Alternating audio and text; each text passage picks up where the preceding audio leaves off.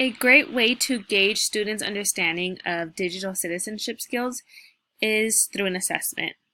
What's great about BrainPop Junior is that it offers internet safety quizzes ranging from easy to hard. And what's awesome about these quizzes is that it provides students with instant feedback of their results. So let me give you an example. I'm going to click on Easy Quiz, click on Start. And for the first question, it says, how can you stay safe when you are online?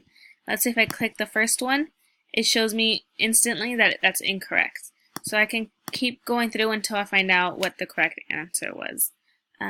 So once again, BrainPop Junior, I definitely recommend it if you want to go beyond just a conversation about digital citizenship skills. This is a great way to dive deeper into the conversation. They also provide great videos for you to utilize as well if you wanted to do a lesson on digital citizenship.